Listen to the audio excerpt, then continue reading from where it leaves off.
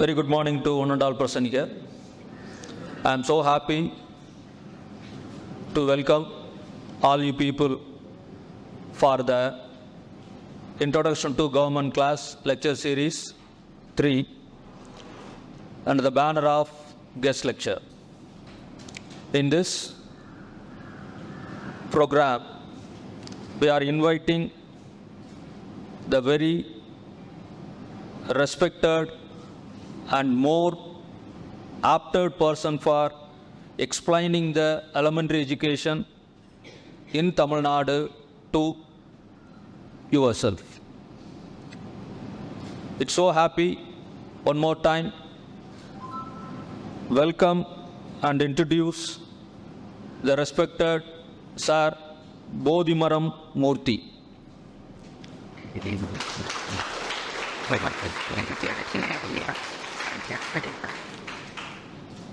Sir is actually presently he is serving as the headmaster of Nidhi Udavi Tuvakkapalli Aided Elementary School in Ravattur, where the RVS College of Arts and Science is associated with delivering the social responsibility in terms of development of villages. We have run a library over there, and we have run special classes for students of Ravattur by means of mathematics, and we are taking classes for the young people as well as the educated people in terms of introducing the technology to them by means of taking tally classes and taking the Tableau and taking the classes for PPT presentation, visual media development, and we have run a weekly program under the banner of Kalandu Pesalam Vanga. This is the main purpose of this Kalandu Pesalam Vanga is meant for interacting the youths, especially the age group of 8 to 14, to inculcate the goodness presented among them, especially from their own society, and introduce the technology to them. For all this is happened only because of Murthy sir. When he is not giving the permission to run the show in his school, we may not be possible to attain certain levels. With this, I am having the responsibility of introducing sir. சாரோட பேர் நான் மூர்த்தி. ஆனால் அவரை அந்த particular elementary school வட்டாரத்தில் school எஜுகேஷனில் முக்கியமாக elementary school லெவலில் நீங்கள் கேட்டிங்கன்னா எப்படி பேர் சொல்லுவாங்கன்னா போதிமரம் மூர்த்தி அப்படின்னு தான் அவங்க சொல்லுவாங்க. பிறந்த இடம் சந்திராபுரம், கோயம்புத்தூர், நம்ம சூலூர் பக்கத்தில் இருக்குதுங்க. வயசு சார் போட்டிருக்காங்க, பட் சொல்லலாம், பட் அப்படி தெரியாது உங்களுக்கு. 55 வயசாகுது. அவருடைய கல்வி தகுதி MA, B.Ed and diploma in teacher education. இப்போ கரண்ட்டாக அவங்க தலைமை ஆசிரியராக நிதி உதவி துவக்கப்பள்ளி ராவத்தூரில் ப்ராக்டிஸ் பண்ணிகிட்ருக்குறாங்க. மொத்த பணியாண்டுகள் இதுவரைக்கும் முடிச்சிருக்கிறது பார்த்திங்கன்னா 36 வருஷங்கள்.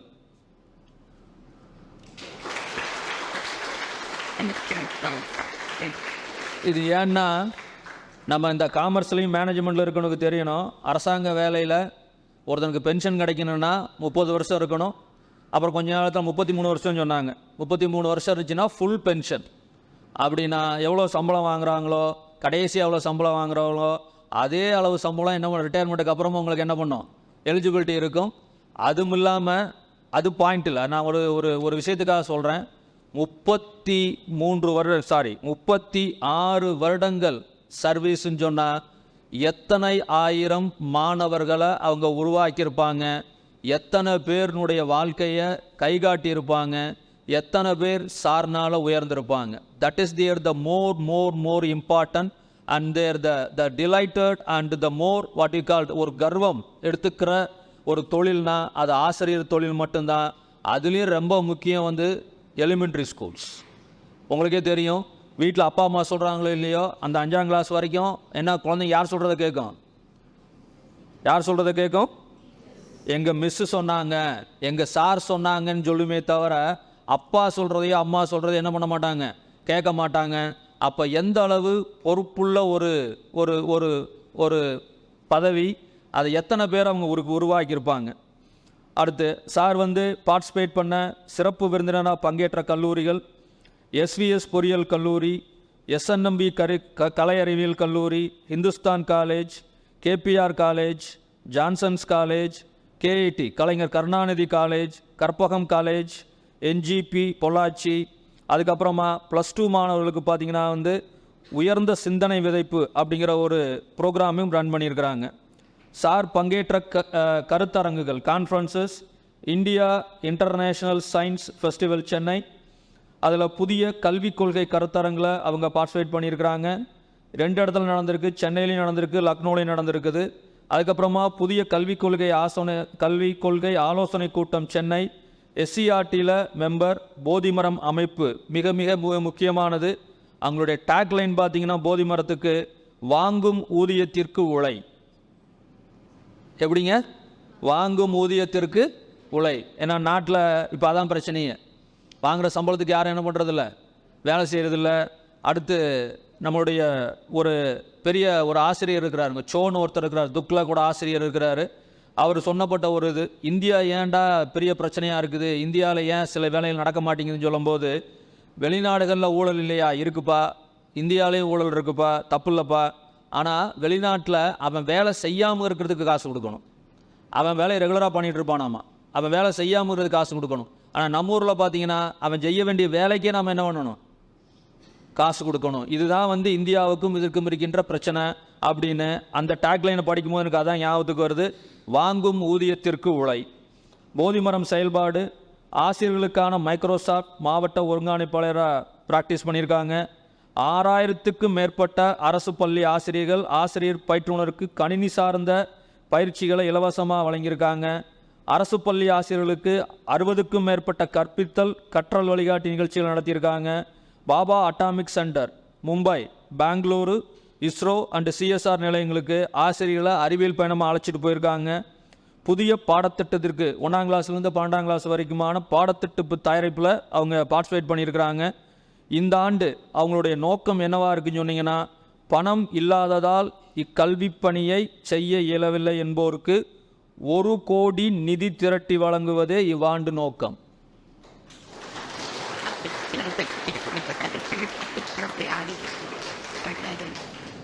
அதில் சோஃபார் 1/4/23 வரைக்கும் 10 லட்ச ரூபா கலெக்ட் பண்ணி தேனி திண்ணை மனித வள மேம்பாட்டு அறக்கலைக்கு கொடுத்துருக்குறாங்க. அச்சீவ்டு 10%. எப்படிங்க? 1/4/23. அதுக்கப்புறமா கோவை பெரியநாயக்கன்பாளையம் ராக்கிபாளையம் பள்ளியில் 2ஆம் வகுப்பு மாணவி இதய அறுவை சிகிச்சை கிட்டத்தட்ட 1,12,000 ரூபா வழங்கியிருக்கிறாங்க.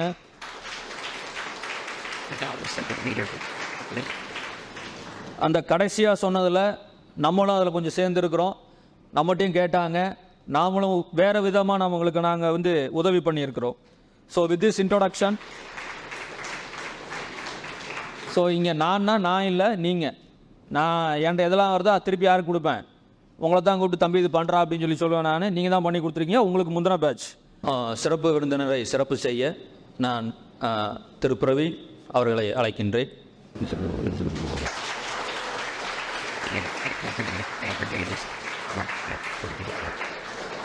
அடுத்து ஒரு நினைவு பரிசு சுகன்யா.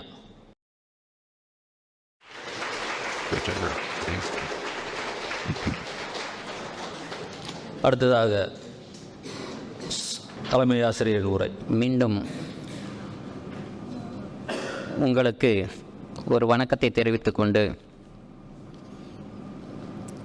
என்னை பற்றிய அறிமுகம் போதுமானது, உங்களுக்கு போதுமான அளவுக்கு கிடைத்திருக்கும். அது இப்போது முக்கியமும் அல்ல. சார் சொன்னார், நாங்கள் 1 கோடி ரூபாய் இலக்கை நோக்கி வேகமாக நடந்து கொண்டிருக்கிறோம் அப்படின்ட்டு. நாங்கள் சற்றேறக்குறைய 50% கடந்திருக்கிறோம். அப்படிங்கிற ஒரு 50 லட்சம் ரூபாய்க்கு நாங்கள் கடந்துட்டோம்.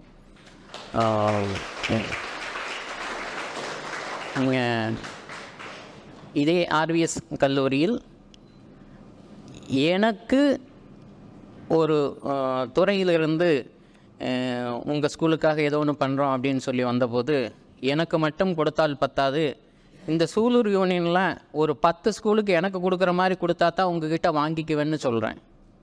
அப்படி சொல்லுவாங்களா? அவங்க கற்பனை பண்ணி பாருங்களேன். நான் சொல்கிறேன், ஆனால் கொடுக்குறாங்க. இதே கல்லூரியில் சாருடைய முன்னிலையில் தான் அந்த நிகழ்வு நடந்தது. டிவி வந்து நாங்கள் வந்து 10 பள்ளிக்கூடத்துக்கு நான் வாங்கி கொடுத்துருக்கேன். இதே சூலூருக்குள்ளே அரசு பள்ளிகளுக்கு வாங்கி கொடுத்துருக்கேன். இப்போது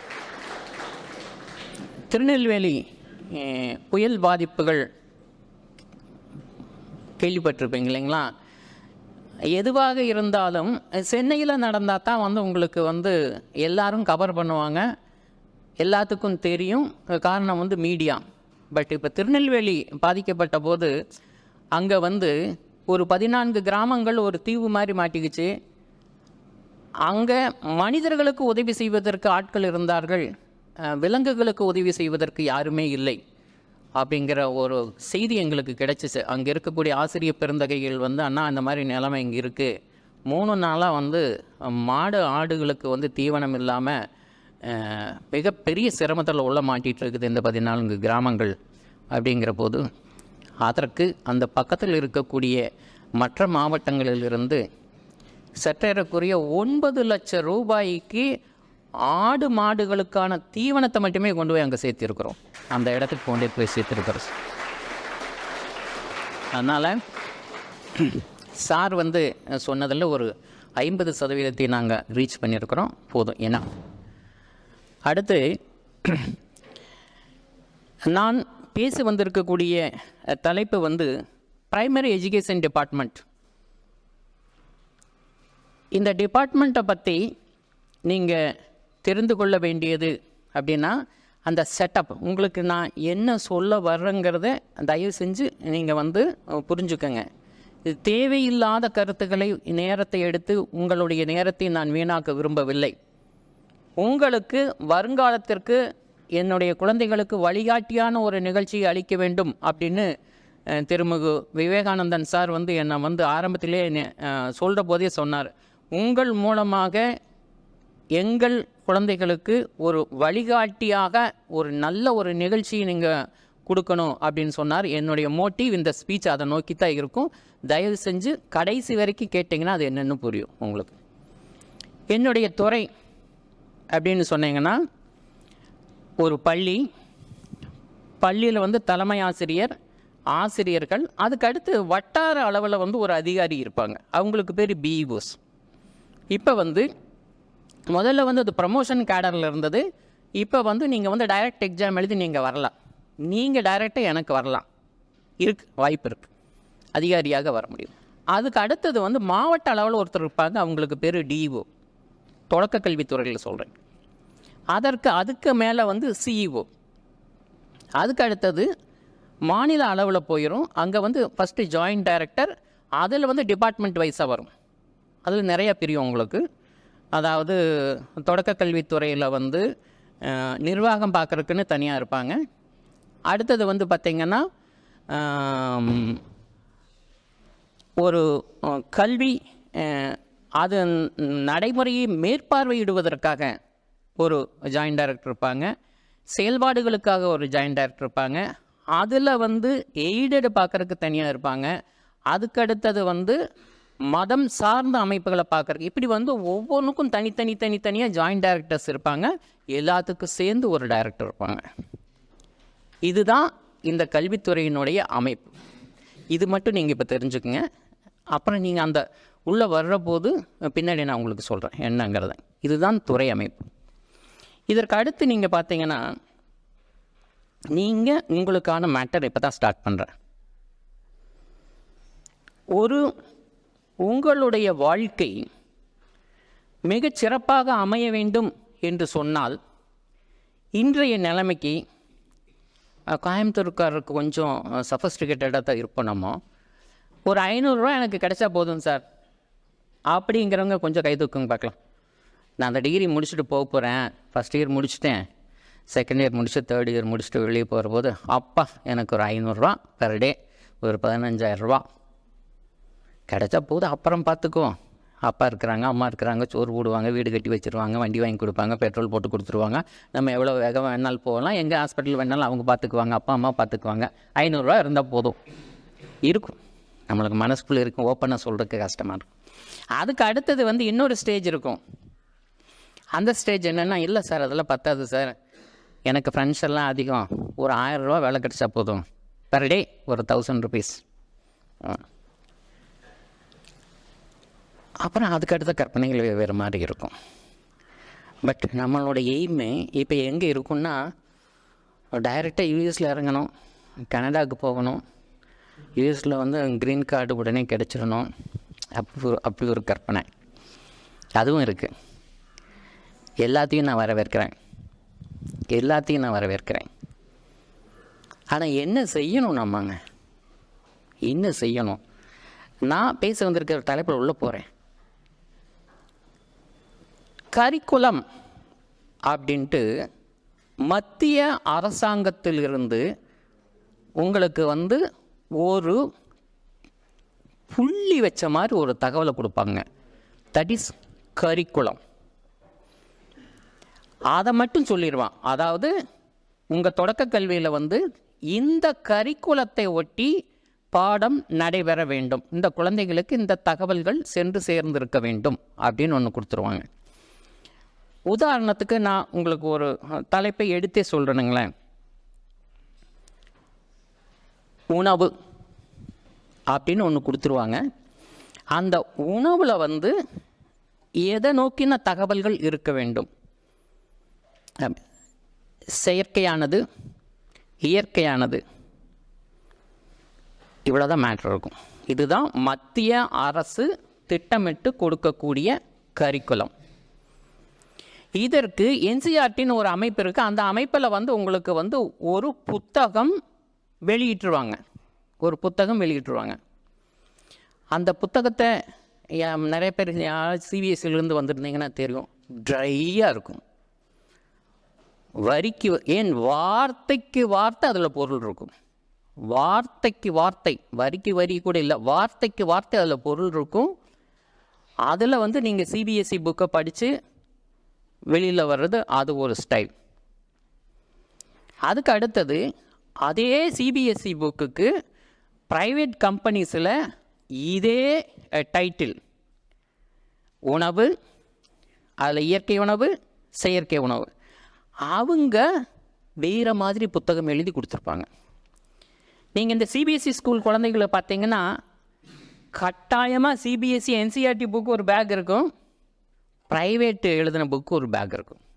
பார்த்துருப்பீங்க. சில ஸ்கூலில் ரொம்ப வைக்கானமாக அது செக்கப்புக்கெல்லாம் வருமா, பெர்மனண்ட்டாக அங்கே ரேக்கே கொடுத்து வச்சுருப்பாங்க. அவன் சிபிஎஸ்சி புக்கு கட்டாயமாக அங்கே இருக்குது. 100 பேர் படிக்கிறான்னு 100 செட்டு புக்கு வாங்கியிருப்பாங்க, அங்கே இருக்குது, எல்லாத்துக்கும் பேக் இருக்குது, எல்லாமே இருக்குது. பட் அந்த நிர்வாகத்தில் வேற ஒரு புக்கை ரெக்கமெண்ட் பண்ணி அதைத்தான் தூக்கிட்டு வருவான், அதைத்தான் படிப்பான், அதை தான் செய்வான். என்ன காரணம் அப்படின்னு சொன்னாங்க. அது கொஞ்சம் டைல்யூட் பண்ணியிருக்கும், அட்ராக்ஷன் இருக்கும் அதுக்குள்ளே, அதில் ஒரு ஸ்டோரி அந்த மாதிரி அதை கொண்டுட்டு போயிருப்பான். அந்த புக்கை வந்து நம்மளுக்கு கொடுத்து படிக்க வைப்பாங்க. எனிஹவ் அந்த கரிக்குலத்தில் ரீச் ஆகணும், அவ்வளோதான். இது பார்த்திங்கன்னா கம்பெனி வேறு மாதிரி இருக்கும். கம்பெனி வேறு இருக்கும்.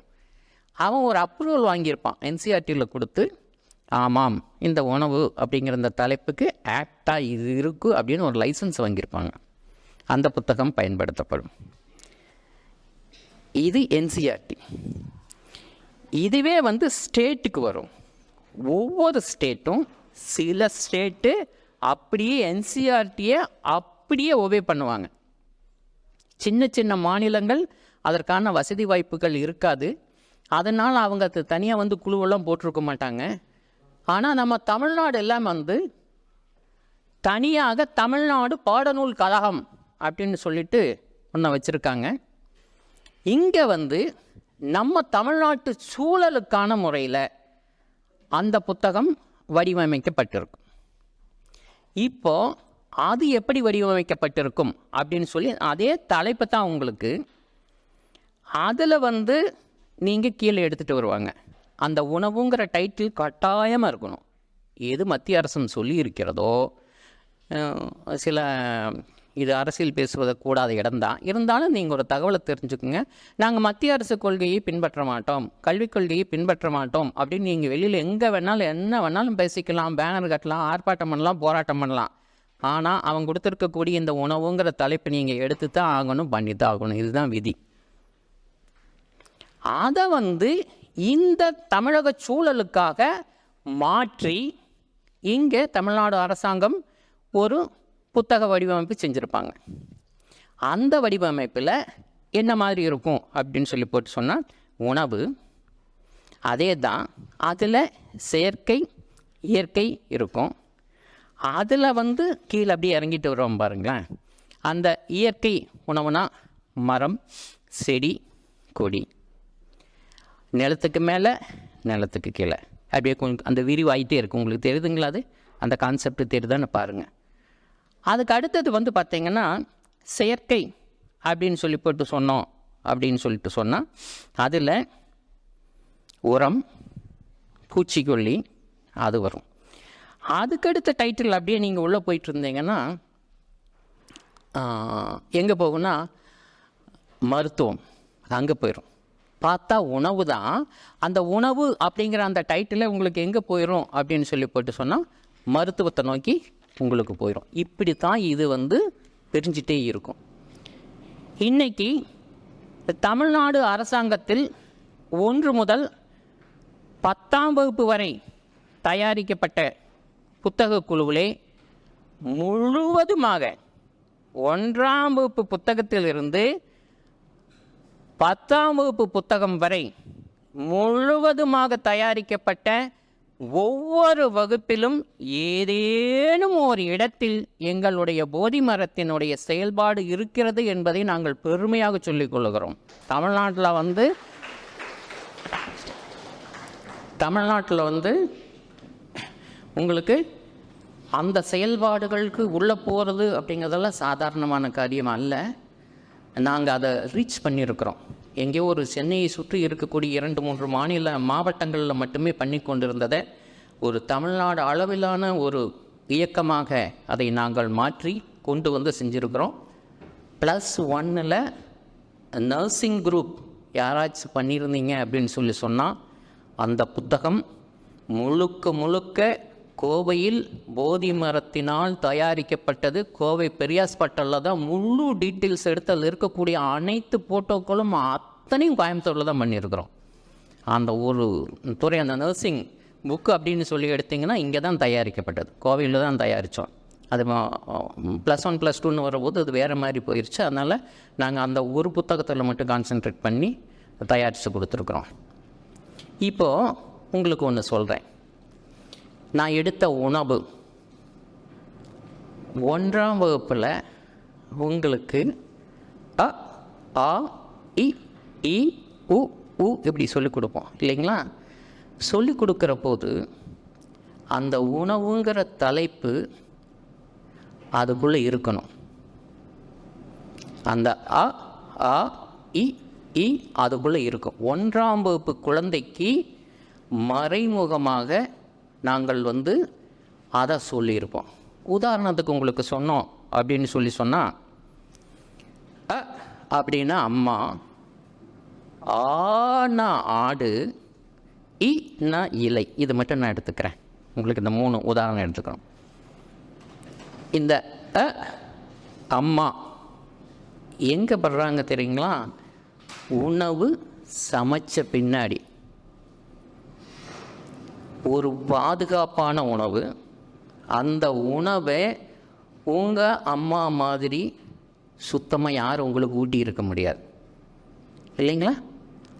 அப்போது அந்த அம்மா எங்கே வருவாங்கன்னா அங்கே வருவாங்க. உணவு சமைக்கிறது. இது வகுப்புக்கு வகுப்பு மாற்றி மாற்றி மாற்றி கீழே வரும் பாருங்களேன். அந்த சமைக்கிற தண்ணி எப்படி இருக்கணும், சமைக்கிற பாத்திரம் எப்படி இருக்கணும், சமைச்ச பின்னாடி அது எப்படி இருக்கணும், சமைக்கிறது என்னென்னலாம் கிடக்கணும்.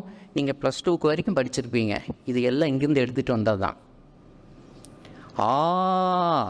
ஆடு அப்படின்னு எடுத்துகிட்டு வரும். ஏன் நம்ம அப்படின்னு சொன்ன ஒரு அறிவாள் அப்படின்னு சொல்லி கொடுத்துருக்கலாமே. ஆக்கு ஒரு வார்த்தை தானே. அவ்வளோதான் உங்களுக்கு தேவை அப்படின்னா அறிவாள் அப்படின்னு எழுதி கொடுத்துருந்தோன்னா அங்கே ஒரு டீம் உட்காந்துட்டு இருக்கும். அவன் கண்ணில் விளக்கணை விட்டு தேடுவான், எங்கே கரிக்குலத்துக்கு வரலது, இவன் சொன்ன வார்த்தை கரிக்குலத்துக்கு ஆப்ட் ஆகலை, பொருந்தலை, தூக்கு, இது வேண்டாம் அப்படின்னு அப்ஜெக்ஷனில் எடுத்துருவாங்க. அப்படின்னு சொன்னால் அதே மாதிரி தான் ஆடு அப்படின்னா, ஆடை பற்றி நீ ஏன் ஆடுங்கிற வார்த்தையை வச்சுருக்கிற அப்படின்னா, சார் இங்கே உணவில் இயற்கையில் மரம் செடி கொடி அப்படிங்கிறது இருக்குது சார், இதனுடைய உணவு ஆடுக்கு போய் சேருதுங்க சார், இதுதான் உணவு, ஆட்டுக்கு உணவு, அதனால இந்த கான்செப்டை நம்ம ஆளை கொண்டுட்டு வந்து ஆடுன்னு வச்சுருக்குறோம். அதே மாதிரி இலை அதே கான்செப்ட் தான்.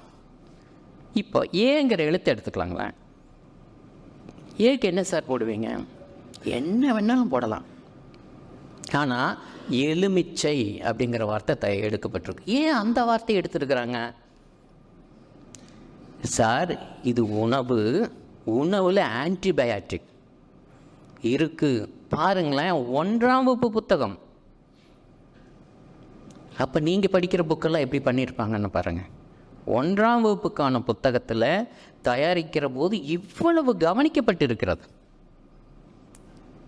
இவ்வளவு கவனிக்கப்பட்டு தான் 1ஆம் இதவே உங்களுக்கு வகுப்பு அப்படியே நாங்கள் அதை பெரிய மெத்தடாலஜியில் நிறையா சொல்லுவோம். புதுமைய வட்டமுறை அப்படின்ட்டு அப்படியே பெருசாகிட்டே வரும். இந்த டைட்டில் வந்து உங்களுக்கு பெருசாகிட்டே வரும். சரி, இதெல்லாம் எங்களுக்கு எதுக்கு சார் சொல்கிறீங்க? பின்னாடி கடைசியில் சொல்கிற போது உங்களுக்கு புரியும் எதுக்காக உங்களுக்கு சொல்கிறேன் இதை ஏன் அப்படிங்கிறது. இந்த உணவுப் பொருள்கள் அப்படின்னு சொல்லி வருகின்ற போது இந்த டைட்டில் பெருசாகி வந்து உங்களுக்கு 7வது 8வது அந்த ஸ்டேஜில் வர்றபோது இயற்கை உணவு, செயற்கை உணவு, இயற்கை உணவு அப்படின்னு சொல்லி போட்டு சொன்னால் அந்த காலத்தில் எப்படி இருந்துச்சு, இந்த காலத்தில் எப்படி இருக்குது, இந்த காலத்தில் எல்லாமே கெட்டு போயிடுச்சு, செயற்கையாக பண்ணிக்கிட்டோம், மருந்தடிக்கிறோம், உரம் போடுறோம், பூச்சி மருந்து கிடைக்கிறோம், இதெல்லாம் உணவுக்கு உள்ளே போகுது, உடல்நலம் பாதிக்கப்படுகிறது, பாதிக்கப்பட்டதுன்னா ஹாஸ்பிட்டலில் வந்துருச்சு, ஹாஸ்பிட்டலில் வந்துருச்சுன்னா அதுக்குன்னு தனித்தனியாக படிப்பு வந்துருச்சு. நான் இந்த டாக்டர்கிட்ட போனேன், அவர் வந்து கட்டாயமாக ஸ்கேன் எடுக்க சொல்லிட்டாரு. எதுக்கு சம்மந்தமே இல்லாமல் வந்துட்டு எனக்கு நான் கால் வலிக்குதுன்னு போனார், அவர் போனால் தண்டு வடத்தில் ஸ்கேன் பண்ண சொல்கிறாரு, அவருக்கு ஒரு 500 ரூபா கமிஷன் வருமா இருக்கும், இப்படின்னு எல்லாம் நம்ம என்னென்னவோ பேசுகிறோம். ஆனால் எல்லாத்துக்கும் ஒன்றுக்கு ஒன்று கனெக்டிவிட்டி இருக்கிறது. சரி, இந்த உணவு அப்படின்னு சொல்லி வருகின்ற இடத்துல வந்து விதை எப்படி இருக்கணும், அது இயற்கையாக இருக்கணும். அதில் இயற்கையாக்கிறதுக்கு இப்போ என்னெல்லாம் பண்ணுறா சார்? பஞ்சகாவியம் தயாரிக்கிறோம், தசகாவியம் தயாரிக்கிறோம் சார், பூச்சி மருந்து அதை கொடுக்குறீங்களங்க சார்? ஆமாம் கொடுக்குறோம். அது எப்படி இயற்கையாக இருக்கிறவன் என்ன பண்ணுறான்? 3Gங்கிறான். யாருக்காச்சும் தெரியுங்களா 3G? இயற்கை விவசாயம் சார்ந்த குடும்பத்துலேருந்து யாராச்சும் வந்திருக்கீங்களா? விவசாயம் சார்ந்த குடும்பம், ஐயோ ரொம்ப தப்பு பண்ணிட்டீங்களே. வருங்காலத்தில் நீங்கள்லாம் விவசாயத்தில் இருக்கிறது தான் வாழ்க்கை. மிகப்பெரிய மிக மிக மிக மிக மிகப்பெரிய ஃப்யூச்சர் இருக்கக்கூடிய ஒரு மிகப்பெரிய துறை விவசாயத்துறை. யாராச்சும் சங்கடமாக உட்காந்துருந்தீங்கன்னா நான் போன பின்னாடி காலரை தூக்கி விட்டுக்கோங்க சார், தான் என்ன தாண்டா சொல்லிட்டு போகிறாரு அப்படின்ட்டு. அது மிகப்பெரிய துறை, அருமையாக நிற்க போகக்கூடிய துறை, அற்புதமான துறை. இது மாதிரி வந்து இருக்கும். சரிங்க சார், இதை வந்து நீங்கள் உங்களுக்கு நான் வந்து இந்த இடத்துக்கு எதற்காக நான் வந்து இதை வந்து சொல்லிகிட்ருக்கிறேன், என்ன உங்களுக்கு இதனால் பிரயோஜனம் அப்படின்னு சொன்னீங்கன்னா, காம்படிஷன் எக்ஸாம்ஸ் வருது இல்லைங்களா? இந்த காம்படிஷன் எக்ஸாமில் இருக்கக்கூடிய கொஸ்டின் பேப்பர்ஸ் சாதாரணமாக தயாரிக்கப்படுவது அல்ல. அந்த கொஸ்டின் பேப்பர்ஸ் வந்து நான் சொல்லக்கூடிய இந்த ஒரே ஒரு சின்ன துறை, ஒரு புள்ளி, அந்த உணவு அப்படிங்கிறதுக்கு இவ்வளோ எடுத்துகிட்டு வந்திருக்கிறோம். இதில் உங்களுக்கு இந்த காம்படிஷன் எக்ஸாமில் வந்து உங்களுக்கு எடுக்கிற போது எப்படி எடுப்பாங்க அப்படின்னு சொன்னால், உருளைக்கிழங்கு டேஸ் MCQ தான் இல்லைங்களா? அதில் பார்த்திங்கன்னா உருளைக்கிழங்கு டேஸ்ன்னு கொடுத்துருவான். அதில் ஒன்று சொல்லியிருப்பான், வேருன்றிருப்பான், தண்டுன்றிருப்பான், வேறு இலை அப்படின்னு சொல்லியிருப்பான், மூன்றும் பொருந்தாதது அப்படின்னு ஒன்று சொல்லியிருப்பான். யாராச்சும் அதுக்கு பதில் சொல்ல முடியுங்களா நீங்கள்? உருளைக்கிழங்கு டேஸ். இது இந்த உருளைக்கிழங்கு என்பது வேர், உருளைக்கிழங்கு என்பது தண்டு, உருளைக்கிழங்கு என்பது இலை, உருளைக்கிழங்கு என்பது இந்த மூன்றும் பொருந்தாதது. யாருக்கும் தெரியல, சரி பரவாயில்ல. வேர், கரெக்ட், வெரி குட்.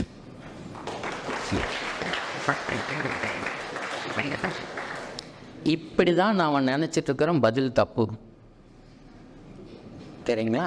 என்ன காரணம்னா நம்மளுக்கு அதை எது தப்புன்னு கண்டுபிடிக்க தெரியல, எது தவறு அப்படிங்கிறது கண்டுபிடிக்க தெரியல. என்னென்னா அதில் 4ல் 2 ஆப்டாக இருக்கவே இருக்காது. முதல்ல அதை நீக்க தெரியுங்க. 2 ஆப்டாக இருக்காது, அதை நீக்குங்க. 1 இலை அல்ல, 2 இது 3ம் அல்லங்கிறதும் தப்பு. அப்போ 2 தான் இருக்குது. வேறா தண்டா? அதுதான் தண்டு தான். அப்போது இது எப்போ இந்த நாலேஜ் வரும் அப்படின்னு சொன்னால், சிபிஎஸ்சி பையன் இருக்கான் இல்லைங்களா, அவன் என்ன படிச்சிருப்பான் தெரியுங்களா? உருளைக்கிழங்கு டேஸ் ஏ பி சி டி. அவனை கேட்டோன்னையும் அவன் பின்னு பதில் சொல்லுவான். ஆனால் அந்த பின்னா என்னன்னு தெரியாது. இதுதான் சிபிஎஸ்சி. இந்த மாதிரி தான் இருக்கும். ஏன்னா கோழிப்பண்ணையில் கோழிகளை உற்பத்தி செய்கின்ற மாதிரி சிபிஎஸ்சி பள்ளிகளில் இந்த கேள்வி முறை தயாரிக்கப்படுகிறது. A B C D A B C D A B C D A B C D A B C D. எந்த ஸ்டாண்டர்டில் பிரிக்கிறாங்க தெரியுங்களா உங்களுக்கு? சிபிஎஸ்சி ஸ்கூல்ஸில், ஸ்டாண்டர்டான ஸ்கூல்ஸில் எப்படி பிரிக்கிறாங்க தெரியுங்களா உங்களுக்கு? எந்த ஸ்டாண்டர்டில் பிரிக்கிறாங்க தெரியுங்களா சார்? ஒரு 10 மினிட்ஸ் ஆகும். சிபிஎஸ்சி ஸ்கூல்ஸில் 8ஆம் வகுப்பில் பிரிச்சிடறான். கோயம்புத்தூரில் ஸ்கூல் இருக்குது தெரியுங்களா உங்களுக்கு? யாராச்சும் ஸ்கூல் சொல்கிறீங்களா? 8ஆம் வகுப்புலையே இவன் நீட், இவன் ஜேஇஇ, ஐஐடிக்காக ஜேஇஇக்கு போக போகிறான்னு பிரிக்கக்கூடிய பள்ளிகள் கோயம்புத்தூரில் இருக்குது. யாராச்சும் சொல்கிறீங்களா? எந்த ஸ்கூல்ஸ்? ஓப்பனாக சொல்லுங்கள், பேரவே சொல்லுங்கள். எனக்கு தெரியும் சார், இந்த மாதிரி ஸ்கூல்ஸ் இருக்குது சார் அப்படின்ட்டு சொல்லுங்கள். என்ன 8ஆம் வகுப்பில் பிரிச்சிடறான். நீங்கள் தேவையில்லாதெல்லாம் படிக்கிறதே இல்லை, தேவையில்லாத எதையுமே படிக்கிறது இல்லை.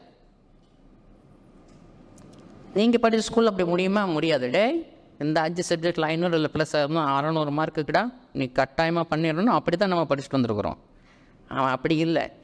சிபிஎஸ்சி ஸ்கூல்ஸில் ரொம்ப கொஞ்சம் வேகமாக போயிடறான். சார் கொஞ்சம் வாட்சை பார்த்துட்டே இருக்கிறார். அதனால் சிபிஎஸ்சி ஸ்கூல்ஸில் 8ஆம் வகுப்புலேயே பிரிச்சிடறான்.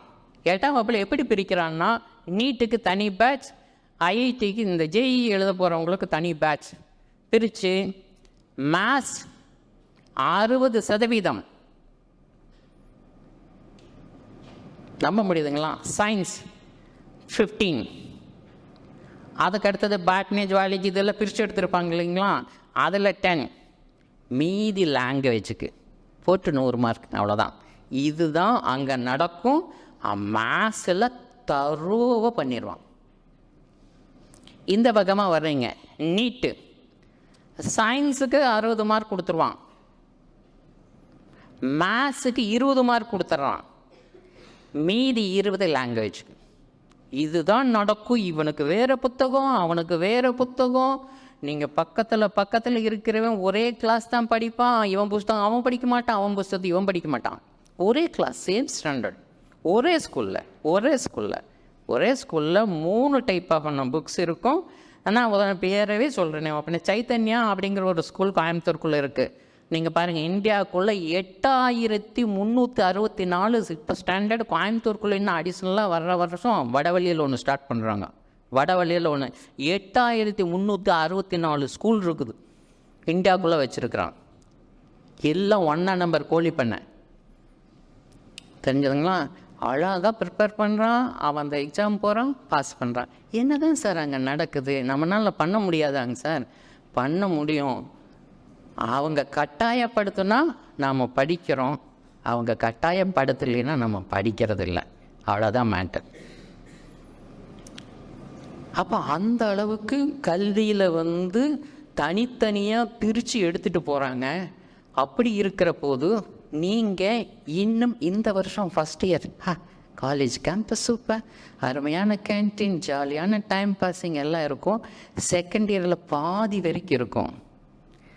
செகண்ட் இயரில் போயிட்டு அடுத்த வருஷம் ஃபைனல்ரா அப்படி அந்த பயத்திலே செகண்ட் இயர் போயிடும். அப்புறம் தேர்ட் இயர் முடிக்கிற போது அது இன்னொரு வரைக்கும் காசெல்லாம் கிடச்சிச்சு, இதுக்கு பின்னாடி யாரா காசு கொடுப்பா, வண்டிக்கு பெட்ரோல் எப்படி போகிறது, அம்மாவை கேட்டால் நடக்காதே, இனி அப்பாட்டல்ல போகணும். அந்த தேர்ட் இயர் அதுக்கு பின்னாடி தான் ரொம்ப முக்கியம். வாழ்க்கையில் நீங்கள் காம்படிஷன் எக்ஸாம்ஸுக்கு தயாராகணும். எந்த மாதிரி தயாராகணுங்கிறத நான் முன்னாடி இந்நேர வரைக்கும் பேசின மேட்டர். 1ஆம் வகுப்பில் எலுமிச்சைன்னு படித்தது தான் நீங்கள் +2ல் ஆன்டிபயாட்டிக். அதுக்குள்ளே என்னென்னலாம் இருக்குது, அதனோட சயின்டிஃபிக் நேம்ஸ் என்ன, அதனுடைய பர்சன்டேஜ் என்ன, புரியுதுங்களா உங்களுக்கு? அந்த எலுமிச்சை தான் இங்கே. அந்த ஆடு படிச்சிங்க இல்லையா, அந்த ஆடு முழுக்க தாவரத்தை சாப்பிடுது. ஆனால் ஆட்டை தின்னா நம்மளுக்கு கொலஸ்ட்ரால் வந்துடுது. ஆடு எந்த எண்ணெய் பொருளுமே எடுத்துக்கிறது இல்லை, ஆட்டுக்கு கொழுப்பு எக்கச்சக்கமாக இருக்குது. இது என்ன, எப்படி இந்த மாற்றம் நடக்குது? அதைத்தான் நீங்கள் தெளிவாக படிக்கணும். நீங்கள் நீட்டுக்கு ரெடி ஆகிட்டீங்கன்னு அர்த்தம். தாவரத்தைவே சாப்பிட்ருக்கிற ஆட்டுக்கு கொழுப்பு எக்கச்சக்கமாக வந்துடுது. அந்த கொழுப்பை சாப்பிட்ட மனுஷனுக்கு ஹார்ட் அட்டாக் வருது. இதுதான் நீட் ப்ரிப்பரேஷன். சப்ஜெக்ட் புரியுதுங்களா உங்களுக்கு? எதுக்காக சொல்லிட்டு வரேன்ட்டு, இதில் ஒவ்வொரு துறையிலும் ஒவ்வொரு இடத்திலும் நீங்கள் கான்சன்ட்ரேஷன் பண்ணணும். எப்பவுமே ரிசர்ச் மைண்டோடு தான் இருக்கணும். ஒரு இடத்துல ஒரு தகவலை உங்களுக்கு கொடுத்துருக்குறாங்க அப்படின்னா அந்த தகவல் சும்மா கொடுக்கல, தெரிஞ்சுதுங்களா? நீங்கள் பிபிஏ ஸ்டூடெண்ட்ஸ் அப்படின்னு சொல்லி போட்டு சொன்னால் உங்களுக்கு என்ன சப்ஜெக்ட் கொடுத்துருக்காங்க, ஏன் கேம்பஸ் கொடுக்குறாங்க, ஏன் ஒரு ஆஃபீஸை விசிட் பண்ண சொல்கிறாங்க, அங்கே எப்படி அதை பண்ணுறாங்கன்னு பார்க்க சொல்கிறாங்க, அப்படிங்க அந்த எக்ஸ்பீரியன்ஸ் இருந்தால் தான் நடக்கும். நான் எவ்வளவு தான் வடித்து உங்களுக்கு சொல்லிட்டு போனேன்னாலும் நாளைக்கு டிஎன்பிஎஸ்சி குரூப் 4 எழுதலாம் அப்படின்னு சொல்லிட்டு ஒரு புக்கை திருப்புவீங்க பாரு, அன்னைக்கு புதுசாக எல்லாமே தெரியும். எதுவுமே புதுசு இல்லை. எது வரைக்கும் இருக்கிற சப்ஜெக்ட் இருக்குது தெரியுங்களா? 1 to 10th ஸ்டாண்டர்டில் இருக்கிற சப்ஜெக்ட் தான் குரூப் 4. அது தெரியுமா உங்களுக்கு? 1ஆம் வகுப்பு முதல் 10ஆம் வகுப்பு வரை நீங்கள் என்ன பாஸ் பண்ணிட்டு வந்தீங்களோ, என்ன படிச்சுட்டு வந்தீங்களோ, அந்த சப்ஜெக்ட் தான் குரூப் 4. சரிங்க சார், குரூப் 4 எழுதுனா என்னங்க சார் ஆகலாம்? ஒரு கிளாரிக்கல் கேட்டகரி. எப்போங்க சார், எங்கள் அப்பா யார், எங்கள் அம்மா யார், எனக்கு எத்தனை ஏக்கரா இருக்குது, எங்கள் அப்பா கார் வச்சுருக்காரு, இவ்வளோ வசதி வச்சுட்டு குரூப் 4 எழுதி நான் போய் கிளரிக்கல் பாஸ் பண்ணி என்ன சார் பண்ண போகிறேன்? அந்த ஆள் அங்கே உட்காந்துடே அந்த 4ஆம் நம்பர் ஃபைல் எடுத்துகிட்டு வா, இதை கொண்டுட்டு போய் 3ஆம் நம்பர் செக்ஷனில் கொடு. இந்த வேலைக்கா சார் நான் வரேன்? தவறு. குரூப் 4 எக்ஸாம் பாஸ் பண்ணுறது ரொம்ப கஷ்டம். நீங்கள் அதை பாஸ் பண்ணிட்டீங்கன்னா கிளரிக்கல் எக்ஸாமுக்குள்ளே போகிறீங்க இல்லைங்களா? இந்த கிளரிக்கல் எக்ஸாம் முடிச்சுட்டு நீங்கள் பாஸ் பண்ணி உள்ளே போகிற போது அந்த இடத்துல உங்களுக்கு நல்ல கைடன்ஸ் வேணும், அல்லது உங்களுக்காக செல்ஃப் திங்கிங் வேணும். பெரிய அங்கே ஒரு கணக்கு, நீங்கள் இவ்வளோ காலம் அந்த +2 வரைக்கும் படித்த கணக்கு அந்த இடத்துல நீங்கள் கால்குலேட் பண்ணணும். எந்த துறையை எடுக்கணும், அதனுடைய ஃப்யூச்சர் என்ன, அது மாவட்ட அளவிலா அல்லது மாநில அளவிலான ப்ரமோஷன் சான்சஸ் இருக்கா, அதில் அந்த துறை இன்னும் எவ்வளோ விரிவாக்கம் அடையும், அங்கே எப்போ ஹை போஸ்டர்ஸ்லாம் வரும், இது எல்லாம் கால்குலேட் பண்ணிட்டு தான் நீங்கள் கிளர்க் வேலைக்கு சேரணுங்க. எந்த துறைக்கு போகிறீங்கன்னு முடிவு பண்ணுறதுக்கு நான் சொல்கிறேன். ஒரு துறை சாயந்தரம் 5 மணி ஆச்சுன்னா பேக்கை தூக்கி தோளில் போட்டு வண்டி எடுத்துகிட்டு சாருன்னு வெளியே வந்துடலாம். ஒரு துறை நீங்கள் நைட்டு 10 மணிக்கு உங்கள் ஆள் கூப்பிட்டு எப்போ இதை டைப் பண்ணி கொடுத்துட்டு போ, இதை கொண்டுட்டு போய் அங்கே கொண்டுட்டு போய் அந்த ஆஃபீஸில் கொண்டு அவர் கையெழுத்துக்கு உட்காந்துட்டு இருப்பார். நைட்டு 11 மணி வரைக்கும் அவர் இருப்பார். அவர்கிட்ட கொடுத்து போட்டு அப்புறம் வீட்டுக்கு போவாங்க. இது நடந்துகிட்ருக்கும். அந்த மாதிரி துறையில் சிக்கிக்கக்கூடாது. இன்னொன்று இருக்கும், இந்த கோர்ட்டு மாதிரி ஜாப்ஸில் சேர்ந்துட்டிங்கன்னா ஜட்ஜி எப்போ வெளியே போகிறாரோ அப்போ தான் நீங்கள் வெளியே போக முடியும். நிறைய பேர் வருவாய்த்துறையை தேர்ந்தெடுத்து போவாங்க. நிறைய லஞ்சம் வாங்கி நம்ம வேகமாக எல்லாம் டெவலப் ஆகிக்கலான்னு அங்கே போய் அடித்தட்டில் மாட்டி சுத்தமாக காணாமல் போயிடுவாங்க. அப்போ இதில் எல்லாம் ஒரு கால்குலேஷன் இருக்குது. எந்த துறையில் டிபார்ட்மெண்ட் எக்ஸாம் இருக்குதுன்னு தேர்ந்தெடுக்கணும். அந்த டிபார்ட்மெண்ட் எக்ஸாமில் நீங்கள் இன்னைக்கு படிக்கக்கூடிய சப்ஜெக்ட் அதுக்குள்ளே இருக்குதான்னு பார்க்கணும். இந்த நீங்கள் போனீங்கன்னா 3 ஆண்டுகளில் நீங்கள் கடன்னு மேலே வந்துடலாம். Just 3 years. ஆனால் நீங்கள் ஒரு டிகிரி குவாலிஃபிகேஷனுக்கான ஒரு எக்ஸாமை நீங்கள் எழுதினீங்கன்னா காம்படிஷன் பயங்கரமாக இருக்கும். நிறைய தோல்விகளை சந்திக்க வேண்டி இருக்கும். கடும் உழைப்பு போட வேண்டியிருக்கும். ஆனால் 3 வருஷம் கிளர்க்கு வேலை பார்த்துட்டு டிபார்ட்மெண்ட் எக்ஸாமில் நீங்கள் என்ன படித்தீங்களோ அதை மட்டுமே டிபார்ட்மெண்ட் எக்ஸாமில் பாஸ் பண்ணி நீங்கள் கடன்னு மேலே போய் அந்த டிகிரி போஸ்ட் போய் உட்காந்துக்குவீங்க. அவங்க ஒருத்தர் புதுசாக டிகிரியில் வந்து உட்கார்ற சம்பளத்தை விட 3% உயர்ந்த சம்பளம் வாங்கி உட்காருவீங்க. சார் அதுக்கு மேலே போக முடியுமாங்க சார்? போக முடியுங்க சார். சார் ஒரு கிளர்க்கு எது வரைக்கும் போகலாங்க சார்? சப் கலெக்டர் வரைக்கும் போகலாம். நீங்கள் நினச்சி பாருங்கள், சப் கலெக்டர் வரைக்கும் போகலாம். இரவு காவலர், ஒரு அரசு பள்ளியில் ஒரு பெண் இரவு காவலரை இந்த கண்ணம்பாளையம் ஸ்கூலில் ஜாயின் பண்ணாங்க. நைட் வாட்ச்மேன் பொண்ணு, நைட்டில் வாட்ச்மேன் வேலை. இதை போய் டிஎன்பிஎஸ்சியில் எழுதி பாஸ் பண்ணி குரூப் 4ல் பாஸ் பண்ணி இப்படி வந்து வாங்கிட்டு வந்து உட்காந்துருக்குறாங்களே அப்படின்னு இன்றைக்கி அவங்க ஒரு டிபார்ட்மெண்ட்டோட சூப்பரண்டண்ட்டாக இருக்கிறாங்க. நினச்சி பாருங்களேன். அப்போது இது எல்லாம் நீங்கள் படிக்கின்ற பாடங்கள் தான் உங்களுக்கு உதவுகிறது. தெரியாதனமாக இந்த டிபார்ட்மெண்ட்டில் வந்து சேர்ந்துக்கினேன், தெரியாதனமாக விவேகானந்தன் சார்கிட்ட மாட்டிக்கிட்டோமே அப்படின்னு எல்லாம் நினச்சிங்கன்னா தப்பு.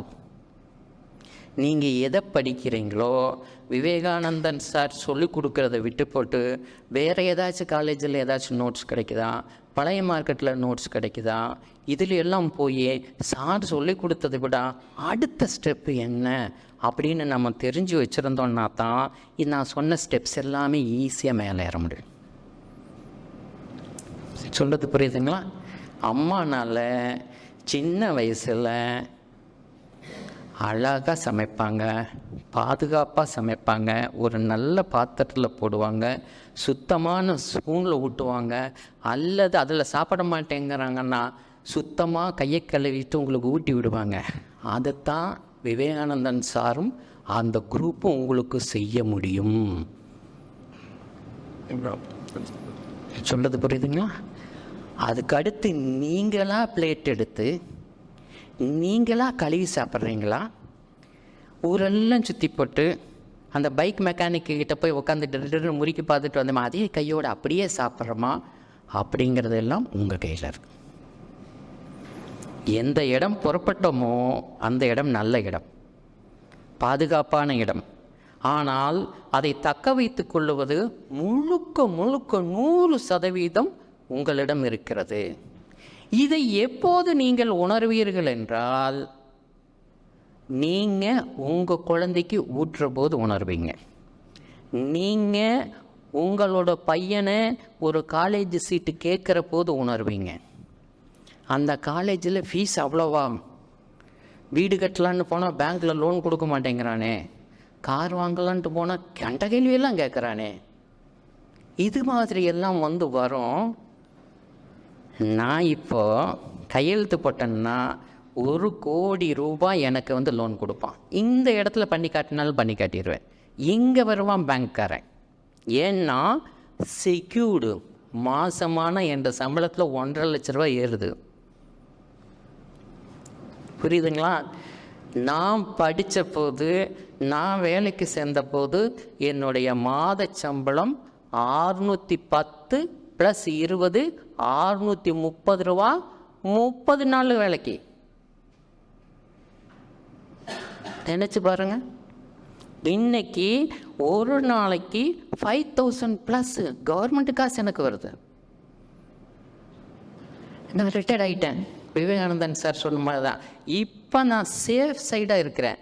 இன்றைக்கி வேலை வேண்டான்னு எழுதி கொடுத்துட்டேன்னா ஒரு பைசா காசு நட்டம் இல்லாமல் எனக்கு வரும். இது போக எனக்கு பெனிஃபிட்ஸு கூட வரும். என்ன காரணம்னா, அன்னைக்கு யாரோ எனக்கு ஒரு ஆசிரியர் இருந்தார், டே நீ எல்லாம் வந்து வாத்தியாராக வர வேண்டியவன்டா அப்படின்னு ஒரு சின்ன கைடு எனக்கு மூளையில் அடித்தார். அப்ளிகேஷன் ஃபார்ம் நான் வாங்கலை. கலெக்டர் ஆஃபீஸுக்கு முன்னாடி இருக்க, அந்த காலத்துலலாம் டைப்பிங் ஆஃபீஸ் இருக்கும், அங்கிருந்து அவர் கோயம்புத்தூர் போனவர், டே உனக்கு ஒரு அப்ளிகேஷன் வாங்கிட்டு வந்திருக்கிறேன்டா நீ இதை போடுறான் அப்படின்னார். இல்லைன்னா நான் பிஎஸ்ஜி காலேஜில் டிப்ளமோவுக்கு அப்ளிகேஷன் போட்டுட்டு உள்ளே போயிட்டேன்.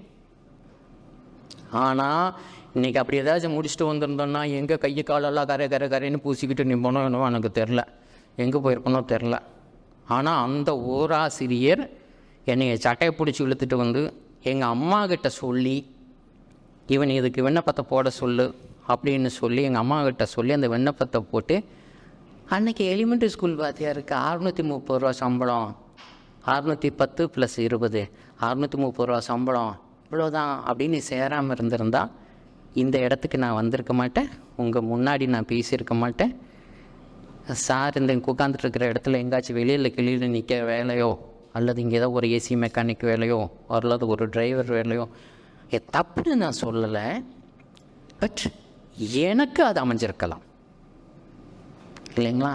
ஆக மொத்தத்தில் நான் உங்களுக்கு சொல்ல வருவது என்னவென்றால், உணவு என்பதற்கும் விவசாயம் என்பதற்கும் மருத்துவம் என்பதற்கும், மருத்துவம் என்று வந்துவிட்டால் அதற்கான நிறைய சட்டதிட்டங்கள் இருக்கிறது. உணவுக்கு சட்டம் இருக்கிறது, மருத்துவத்துக்கு சட்டம், இதில் உலகமயமாக்கல் இருக்கிறது. இவ்வளவு சமாச்சாரமும் நான் சாப்பிட்டு உங்களுக்கு உங்கள் தாய் ஊட்ட ஓடக்கூடிய முதல் கவலை இருக்குது இல்லைங்களா, கவலம் இல்லைங்களா, ஒரே ஒரு வாய் இட்லி இருக்குது பாருங்கள், அது மட்டும்தான் இப்போ உங்கள் வாயில் வச்சுருக்கிறேன். இதற்கு பின்னாடி இவ்வளவு சமாச்சாரம் இருக்கிறது. இது எல்லாத்துலேயும் தரோவானீங்கன்னா இந்த உணவுங்கிற ஒன்றில் நீங்கள் பிற்பாடு டைட்டில் புரியுதுங்களா, அந்த உணவுங்கிற இந்த ஒன்றில் நீங்கள் பிற்பாடு.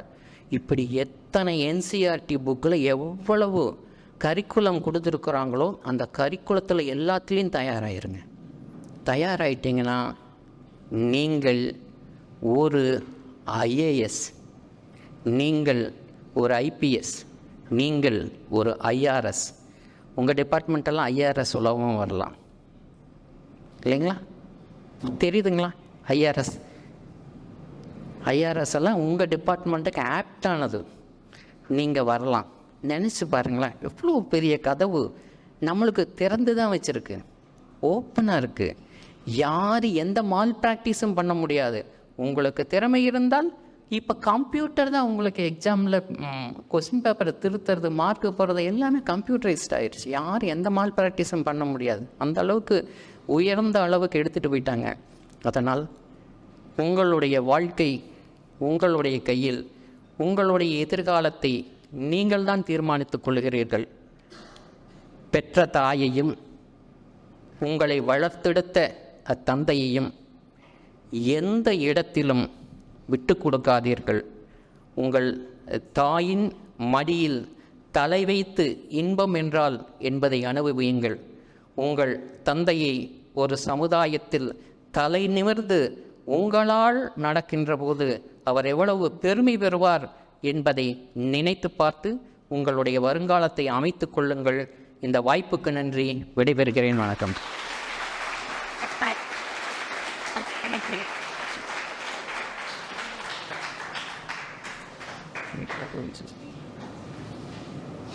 கேள்வி இருந்தா கேட்கலாம். ரெண்டாவது நோக்கி அதுக்கு மேலே ஒன்றையும் கற்று பட் இருந்தாங்க one or two questions. Sir, the IRS service, Indian revenue service இக்ஃபாரிஸ் எல்லாருமே நீங்கள் வந்து ஐஏஎஸ் எழுதுனீங்கன்னா வந்து மார்க் வைஸ் கேட்டகரி ஓகேங்களா. ஐஏஎஸ் எழுதுனவங்க தான் ஐபிஎஸ்க்கு வருவாங்க, அதில் எழுதுனவங்க தான் ஐஎஃப்எஸ்க்கு வருவாங்க. அதே மாதிரி இந்தியன் ரெவென்யூ சர்வீஸ்னு ஒரு எக்ஸாம் வரும். இந்தியன் ரெவென்யூ சர்வீஸை வந்து நீங்கள் பாருங்க ஓகேயா. சரி சார், ஐஆர்எஸ் ஈக்குவலாக இங்கே இருக்கா, ஐஆர்எஸ் ஈக்குவலாக இங்கே இருக்கா அப்படின்னா தமிழ்நாடு அரசாங்கத்தில் இருக்கிறது. சார் என்ன sir what's the route TNP தான் சரிப்பா. நீங்கள் அந்த பேஸை வந்து நீங்கள் எடுத்துக்கோங்க.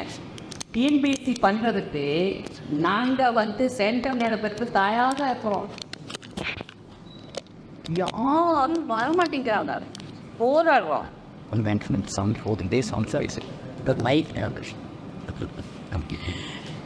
நீங்கள் வந்து நாங்கள் வந்து சென்டர் நடத்துறதுக்கு தயாராக இருக்கோங்க. கண்டென்ட்டு உங்களுக்கு என்ன கண்டென்ட் வேணும் நான் கொடுக்குறேன், என்ன கண்டென்ட் வேணும் கொடுக்குறேன். காம்படிஷன் எக்ஸாம் வாரம் கொஸ்டின் பேப்பர் உங்கள் கையில் கொடுக்குறேன், வாரம் கொஸ்டின் பேப்பர் கையில் கொடுக்குறேன். இந்த வாரத்துக்கான சப்ஜெக்ட் நான் சொல்லிடுறேன் உங்களுக்கு. இந்த வாரம் தமிழ் இலக்கியம் என்ன சப்ஜெக்டு எங்கே இருக்குது என்னங்கிறத கொடுத்துட்றேன் நான். சனிக்கிழமை அன்னைக்கு உங்களுக்கு வந்து நான் அதை வந்து கொஸ்டின் பேப்பர் கொடுக்குறேன். நீங்கள் அதை எழுதி கொடுங்க. வித்தின் 1 ஹவரில் நான் திருத்தி உங்களுக்கு எத்தனை மார்க்குன்னு நான் சொல்லிடுறேன். அடுத்த வாரத்துக்கான கண்டென்ட்டு ஞாயிற்றுக்கிழமைக்கு நாங்கள் ஸ்டார்ட் பண்ணி வர்றோம். இந்திய பொருளாதாரம் அப்படிங்கிற கண்டென்ட் எடுத்துட்டோம் அப்படின்னா அதை வந்து ஒரு நல்ல வெல் நாலேஜ்டு பர்சனை கொண்டுட்டு வந்து நாங்கள் வந்து இந்திய பொருளாதாரம் நடத்துகிறோம். அந்த ஒரு வாரத்துக்கு என்னெல்லாம் படிக்கணும்னு உங்களுக்கு சப்ஜெக்ட் கொடுத்துட்றோம். நீங்கள் தேடி எடுங்க சார். தேடியெல்லாம் எடுக்கும் கண்டென்ட் நான் உங்கள் கையில் கொடுக்குறேன். நீங்கள் அந்த ஒரு வாரத்துக்கு நீங்கள் அதை பண்ணுங்க. பண்ணிவிட்டு சனிக்கிழமை அன்னைக்கு நீங்கள் வந்தோடனே டெஸ்ட் எழுதுங்க. யாராச்சும் தயாராக இருக்கிறோமா? யாராச்சும் சார் இதெல்லாம் நான் ஏற்றுக்கிறேன் சார், தயாரமாக இருக்காமா சார், நான் நடத்துகிறேன். தேனியில் 10 லட்ச ரூபா திண்ணைங்கிற அமைப்புக்கு கொடுத்ததா சொன்னோம் இல்லையா, அந்த அமைப்பில் நானும் ஒருத்தேன். அங்கே காம்படிஷன் தேனியில் எப்படி இருக்குன்னு தெரியுங்களா? நாங்கள் 120 பேர்த்த தான் எடுக்கிற ஒரு பேட்சுக்கு. இந்த வருஷம் எழுதினவங்க 6000 பேர். காம்படிஷன் எங்கிருந்து வந்து எழுதுனாங்க? சென்னையில் இருந்து வந்து தேனியில் அந்த இன்ஸ்டியூட்டுக்கு உள்ள திண்ணைங்கிற அந்த இன்ஸ்டியூட்டுக்கு உள்ளே வர்றதுக்காக காம்படிஷன் எக்ஸாம். எதுக்காக சார் அங்கே வர்றாங்க? ஒரு பைசா காசு வாங்கிறது இல்லை, கண்டென்ட்டு ஃப்ரீயாக கொடுக்குறோம். மிகச்சிறந்த உட்காருங்க மிகச்சிறந்த ஆட்களை கொண்டுட்டு வந்து வாரம் பாடம் நடத்துகிறோம். எங்கே சார் பாடம் நடத்துகிறீங்க? அங்கே இருக்கக்கூடிய கொண்டுராஜா அப்படிங்கிற 8ஆம் வகுப்பு வரைக்கும் இருக்கக்கூடிய ஒரு பள்ளியில் சாதாரண பெஞ்சு தான், டேபிளெல்லாம் கிடையாது, பெஞ்சில் உட்கார வச்சு பாடம் நடத்துகிறோம். சார் என்ன சார் சாதிச்சிருக்கிறீங்க? 2000க்கும் மேற்பட்ட அரசு ஊழியர்களை இலவசமாக உருவாக்கி இன்றைக்கு பணியில் இருக்கிறார்கள். 2000 பேர்த்துக்கு மேலே. சார் பண்ண முடியுமாங்க சார்? நீங்கள் தயாராக இருக்கீங்களா சொல்லுங்கள் சார். இப்போ படிக்க முடியுமாங்க சார்? முடியும். ஏன்? அப் டு 10th புக்கு தான். இப்போ நீங்கள் எழுத முடியுமா? எழுத முடியும். Group 4 அனௌன்ஸ் பண்ணியிருக்கிறான். இப்போ கோயிங் ஆன் போயிட்டுருக்கு. நீங்கள் எழுத முடியுமா? எழுத முடியும்.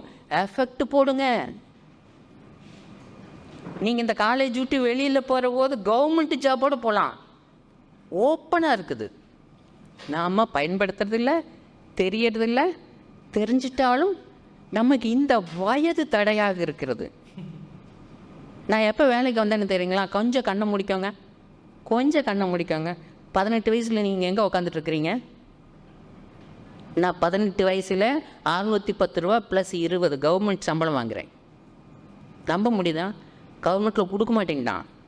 3 மாதம் பாய்வுட் சர்வீஸ்னு எடுத்துட்டான். 310 ரூபா தான் கொடுத்தான் 3 மாதம். இது மாதிரியான சர்வீஸ் யாருக்காச்சும் கிடைக்கணும் தமிழ்நாட்டில் இனிமேல் யாருக்குமே பண்ண மாட்டாங்க. என்ன ஒன்று சொல்கிறேன், கோயம்புத்தூர் மாவட்டத்தில் அதிகமான சம்பளம் வாங்கக்கூடிய ஆசிரியர் நான். சரிங்களா? இது பெருமைக்காக சொல்லலை. அந்த இடத்துக்கு எப்படியோ தெரிஞ்சோ தெரியாமலோ யாரோட கைடன்ஸ்லையோ எங்கேயோ ஒருத்தர் ஒரு விண்ணப்பத்தை கலெக்டர் ஆஃபீஸில் வாங்கிட்டு வந்து கொடுத்து எங்கள் அம்மா கிட்ட சொல்லி என்னை போட வச்சு நான் பிஎஸ்சிலேருந்து மாடி திருப்பி டிசியெல்லாம் வாங்கிட்டு போய் மாடி அந்த டயட் இன்ஸ்டியூஷனில் திருமூர்த்தி நகர் இன்ஸ்டியூஷனில் கொண்டுட்டு போய் என்னை வலுக்கட்டாயமாக தள்ளியோ நாளை விரும்பியெல்லாம் போல் எனக்கு என்னன்னே தெரியாது. அதனால தான் உங்களுக்கு அந்த டிபார்ட்மெண்ட்டை பற்றி சொல்கிற போது அதெல்லாம் ரொம்ப ஒரே ஒரு 2 நிமிஷத்தில் சொல்லி முடிச்சிட்டேன். அதெல்லாம் நீங்கள் வேலைக்கு வந்த பின்னாடி பார்த்துக்கலாம், நீங்கள் எந்த துறைக்கு வந்த பின்னாடி வேணாலும் பார்த்துக்கலாம். இருக்கீங்களா? யாராச்சும் சார் நான் டிஎன்பிசிக்கு ஆனால் உழைக்கணும், எஃபெக்ட் போட்டணும், டைமை ஸ்பெண்ட் பண்ணணும், என்னையாட்ட ஜாலியாக உட்காந்துட்ருக்கலாம். நான் மட்டும் ஜாலியாக இல்லை, நினச்சி பாருங்கள், என்னுடைய இறப்புக்கு பின்னாடி என் மனைவிக்கு நான் வாங்குறது 50% வரும். டில் டெத், என் மனைவியோட டில் டெத். நினச்சி பாருங்கள், அரசு ஊதியம் என்பது என்ன, ஏன் இவ்வளவு அதுக்கான காம்படிஷன் நடக்குது தெரியுதா?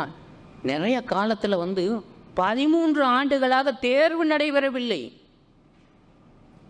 அந்த 13 வருஷமாக உழைத்தவங்க சாரோட காலத்துலலாம் 10 வருஷத்துக்கு ஒருக்கா 5 வருஷத்துக்கு ஒருக்கா தான் வந்திருக்கும். அப்போ யார் ஃப்ரெஷ்ஷாக முடிச்சுட்டு வந்தாங்களோ அவங்க அடித்து தட்டிட்டு போயிருப்பாங்க. சொல்கிறது புரியுதுங்க? இப்போல்லாம் நீங்கள் கையில் புத்தகத்தோடவே இருக்கிறீங்க, அந்த கனெக்டிவிட்டி இருக்குது உங்ககிட்ட. நீங்கள் இதற்கு தயாராக இருந்தால் உங்கள் வாழ்க்கை வளம் பெறும் நிச்சயமாக. நான் சொல்கிறேன் பாருங்களா, உங்களுக்கு வீடு வேணுமா கையெழுத்து போட்டால் கொடுப்பான், கார் வேணுமா கையெழுத்து போட்டால் கொடுப்பான், பேங்க்கில் லோன் பெட்ரோல் போடுறதுக்கு அம்மா கிட்ட கேட்க வேண்டாம், அப்பா கிட்ட கேட்க வேண்டாம், நீங்கள் கார்டில் ஓவர் டியூ வாங்கிக்கலாம், கையெழுத்து போட்டு வாங்கிக்கலாம். எவ்வளோ பிரகாசமான வாய்ப்பு இருக்குது, எவ்வளோ ஃப்யூச்சர் இருக்குது தெரிஞ்சதுங்களா? அதாவது எதுக்காக நான் நீங்கள் டிஎன்பிஎஸ் தான் எழுதணும் இல்லை, நீங்கள் இது மாதிரி இருக்கிற வாய்ப்புகளை பயன்படுத்துங்கள். என்னுடைய மாணவர்கள் சாருக்கு தெரியும் 13 பேர் யூஎஸ் கனடாவில் மட்டும் இருக்கிறான், ஒரு ஊருக்குள்ளேருந்து 13 பேர் என்னுடைய ஸ்டூடெண்ட் இருக்கிறான். நான் பள்ளிக்கூடத்துக்கு இவ்வளோ பிரம்மாண்டமாக பள்ளிக்கூடத்துக்கு வந்திருந்தவங்களுக்கு தெரிஞ்சிருக்கேன் எவ்வளோ ஸ்கூல் எவ்வளோ இதாக வச்சுருக்கேன். அவனே யார் என் பையன் பண்ணுறது தான், நான் எந்த காசும் போடுறதில்ல, எந்த காசு நான் போடுறதில்ல. என் பையனுக்கு பெயிண்ட் அடிக்கிறதுக்கு 3.5 லட்ச ரூபா ஆகுங்கிறாங்கடா அப்படின்னா அவங்களும் அவங்களுக்குள்ளே போட்டுக்கிறாங்க. அவங்களாம் கால்குலேட் பண்ண நீ எவ்வளோ போடுற, நீ எவ்வளோ போடுற, எவ்வளோ ஆகுமா, சரி சரி சார் ஒரு 2.5 தான் இருக்கேன், சரி 1 லட்ச ரூபா நான் வேறு எங்கேயோ ஆர்விஎஸ் மாதிரி உதவும் அந்த மாதிரி ஏதோ ஒரு நிறுவனத்தில் நான் வாங்கிக்கிறேன்டா, நீங்கள் அனுப்புனா ஆட்டோமேட்டிக்காக நடக்குது தெரியுதுங்களா? நீங்கள் இப்போ எவ்வளோ பேர் வெளிநாடு போகணும்னு ஆசையாக இருக்குது இல்லைங்களா? எனக்கு என் ஸ்டூடெண்ட் கூப்பிட்ருக்கான், சார் ஃபேமிலியோடு வாங்க சார், நாங்கள் இங்கே இருக்கிற போது வந்துடுங்க சார், நாங்கள் உங்கள் ஒரு 15 நாள் நீங்கள் வாங்க சார், உங்களை நாங்கள் வச்சு சுற்றி காட்டுறோம். எத்தனை பேர்த்துக்கு இந்த வாய்ப்பு அமையும்? கற்பனை பண்ணி பாருங்கள். இது எல்லாம் நான் ஆசிரியராக இருக்கிறதுனால தான். நாளைக்கு ரிட்டையர்ட் ஆகி போயிட்டுன்னு வச்சுக்கோங்க, என்னை யாரும் மதிக்க மாட்டாங்க. பதவி, அந்த இடம் உங்களுக்கு தயாராக இருக்குது. இந்த வயசு சரியான வயசு, எஃபெக்ட் போட வேண்டியது உங்கள் கையில் இருக்கு. Okay, next கொஸ்டின்ங்க. தேனி கேட்டாங்க. தேனி தேனி தேனி பெரியவா ஆண்டிப்பட்டி தேனிக்காரன் ஆண்டிப்பட்டி ஆண்டிப்பட்டியில் ஞாயிற்றுக்கிழமைக்கு ஆரம்பிச்சிருக்கிறோம். இல்லை உங்களுக்கு முதல்ல தெரியுமா இப்படி ஒரு சென்னைன்னு ஒரு ஆர்கனைசேஷன் மனுஷன் தெரியும், தப்பு இல்லை, தெரியாது வளர்க்கிறாங்க அவசரம் தெரியாது. ஸோ இது இந்த மாதிரி இருக்கு ஒன்றும் அதையே தள்ளி விடுறேன். இப்போ சென்னைன்னு ஒரு அமைப்பு இருக்குது, தேவை இருக்குது, இந்த மாதிரி ப்ராக்டிஸ் பண்ணிட்டு இருக்காங்கிறது உனக்கு தெரிஞ்சதை ஊருக்கு சொல்லு. யாராவது விருப்பப்பட்டானா போய் எக்ஸாம்பிள் சொல்லி ஜாயின் பண்ண சொல்லு, ரைட்டா? அப்படி நம்ம பெரிய படிச்சிட்டோம் அப்படின்னு சொல்லி போட்டு அப்படி ஊருக்கு தெரியவார். வேற ஏதாவது கேள்வி உட்காருக்கணும். என்ன ஒன்றுங்க, அங்கே இந்த 200 ரூபாய்க்கு 300 ரூபாய்க்கு 500 ரூபாய்க்கு எந்த வேலையும் கிடைக்கிறது இல்லை அந்த சரௌண்டிங்ஸ். பட் நம்ம கோயம்புத்தூர் அப்படி இல்லை. நீங்கள் ஒரு டிகிரி முடிச்சுட்டு போயிட்டீங்க அப்படின்னா ஜெராக்ஸ் கடையில் 500 ரூபா கொடுக்குறான். நீங்கள் காலையில் எழுந்திரிச்சு போயிட்டு அந்த காலையில் அவர் ஓனர் வர்றதுக்கு முன்னாடி அதை கூட்டி எடுத்து அந்த மிஷினெல்லாம் தொடச்சி வச்சு சுவிட்ச் ஆன் பண்ணி கரெக்டாக எல்லாம் வச்சுட்டோன்னா ஒரு 500 ரூபா கொடுக்குறான். இது சஃபிஷியன்ட்டுன்னு நம்ம கோயம்புத்தூர்காரன் நினைக்கிறான், இது போதுங்கிறான். இது அல்ல வாழ்க்கை. அந்த 500 ரூபாயை தகர்த்துட்டு இப்போ என்னால் நான் ஒரு பொண்ணை கூப்பிட்டு பேச முடியும். இந்த வாரம் அங்கே தேனிக்கு எங்கேருந்து போகிறாங்கன்னு பாருங்கள். கோயம்புத்தூர்லேருந்து வெள்ளிக்கிழமை அன்னைக்கு நைட்டு கிளம்பி அங்கே சனிக்கிழமை அன்னைக்கு காலையில் ஏர்லி மார்னிங் போகிற மாதிரி போய் லாட்ஜில் ரூமை போட்டு ரெஃப்ரெஷ் பண்ணிவிட்டு சனிக்கிழமை அங்கே இருந்து சனிக்கிழமை நைட்டும் அங்கேருந்து ஞாயிற்றுக்கிழமை முடிச்சுட்டு கிளம்பி வர்றாங்க. கோயம்புத்தூர்லேருந்து ஒரு பொண்ணு போயிட்டுருக்காங்க, கிளாஸுக்கு போயிட்டுருக்காங்க. சௌந்தர்யா அப்படின்னு சொல்லி பிலாங்ஸ் டு ஒண்டிப்புதூர் போயிட்டுருக்காங்க. நினச்சி பாருங்கள், அதுக்கு கோயம்புத்தூர்லேருந்து எவ்வளோ பேர் காம்படிஷன் எக்ஸாமில் அங்கே போனாங்கன்னு நம்மளுக்கு தெரியாது. 6000 பேரில் எவ்வளோ பேருன்னு தெரியல கோயம்புத்தூர்ல. ஆனால் அந்த பொண்ணு போகிறாங்க. அப்போ அந்த வெறி பாருங்களேன், ஒரு 500 வேலைக்கோ ஒரு 400 வேலைக்கோ வீட்டுக்கு பக்கத்தில் ஒரு 300 வேலைக்கோ போக தோணலை. அவங்களுக்கு ஒரு குறிக்கோள் இருக்குது. அந்த குறிக்கோள், அந்த எய்ம், அது வைங்க. நீங்கள் எல்லாருமே எல்லாத்துக்கிட்டும் செல்ஃபோன் இருக்குங்க, எனக்கிட்டும் செல்ஃபோன் இருக்குது, உங்ககிட்டும் செல்ஃபோன் இருக்குது. விடிய பார்க்குறோம். நான் நிறைய எனக்கு பேரண்ட்டு கம்ப்ளைண்ட்னா தாங்க முடியலை. தாங்க முடியலை. என்ன காரணம்? நான் 1ஆம் வகுப்பில் என் படிக்க என்கிட்ட ஒருத்தன் சேர்ந்துட்டான்னா டிகிரி வரைக்கும் நான் தான் அவனை ஃபாலோ பண்ணுறேன். சாருக்கு தெரியும் 8ஆம் வகுப்பு பாருங்க, இவங்க சார் தான் நடத்துகிறாரு. 10th நடத்தினாலும் டியூஷன் நடத்துகிறேன், +1னாலும் டியூஷன் நடத்துகிறேன், +2னாலும் என்ற கேப்பசிட்டி டியூஷன் நடக்கும். நைட்டு 7 மணி வரைக்கும் நடந்துகிட்டே தான் இருக்கும். என்கிட்ட 1லேருந்து 5ஆம் வகுப்பு வரைக்கும் தான் ஸ்கூல் இருக்குது. சார் என்னால் பணம் கட்ட முடியல, ஃபீஸ் கட்ட முடியல. முதல்ல போடா, காலேஜுக்கு போடா, ஃபீஸுக்கு நான் ஏற்பாடு பண்ணுறேன்டா, போ பாட்டி. அப்படி தான் கொண்டுட்டு வர்றோம். பயன்படுத்திக்க தான் மாட்டேங்கிறாங்க. அதனால் தயவு செஞ்சு இந்த கேள்விகள் எல்லாம் நாங்கள் உங்களை வளமாக்குறதுக்கு தான் இவ்வளோ பேர் இருக்கிறோம். சார் நாங்கள் ஃபீஸ் கட்டிட்டு தான் சார் வந்திருக்கிறோம். கட்டாயமாக இதில் எந்த மாற்றம் இல்லை. ஒரு நிறுவனத்தை நடத்துவதற்கு பணம் இல்லாமல் நடத்த முடியாது. ஆனால் இவ்வளவு எஃபெக்ட் போடுறோம், இவ்வளவு சொல்கிறோம். தயவு செஞ்சு யாருக்காகவும் இல்லை, உங்கள் வாழ்க்கை நல்லா இருக்கணும். இதை போய் இன்னொரு 10 வருஷம் கழித்து ஒருத்தன் மேடையில் கற்றுனானே, அன்னைக்கு நம்ம அதை தெரியாமல் விட்டுட்டோமே அப்படின்னு அன்னைக்கு நினச்சா ஒரு பிரயோஜனம் இருக்காது. ஏன்னா அந்த கம்பெனிக்காரன் நீங்கள் வேலைக்கு சேர்ந்துருக்கிறவன் காலையில் 6 மணிக்கு வாம்பான், இதை செய்யலையான்னு கேட்பான். வேறு மாதிரி வார்த்தைகள் வரும், தடித்த வார்த்தைகள் வரும். அந்த வேலையை முடிக்கலை அப்படின்னா அரசாங்கத்தில் அப்படி இல்லை. நீங்கள் அந்த ஃபைலுக்கு 90 டேஸில் நீங்கள் முடிச்சிருவீங்க, முடிச்சாகணும், போயிடும். தனியார் நிர்வாகங்கள் அப்படி இருக்காது. அதனால் உங்களை நீங்கள் தயார்படுத்திக் கொள்ளுங்கள். நன்றி.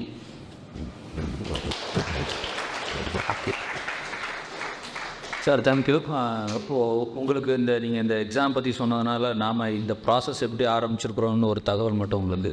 இப்போ இவங்க எல்லாம் ஃபஸ்ட் இயரில் இருக்க எல்லாருமே இந்த ப்ரோக்ராமில் கண்டிப்பாக பார்ட்டிசிபேட் பண்ணணும்.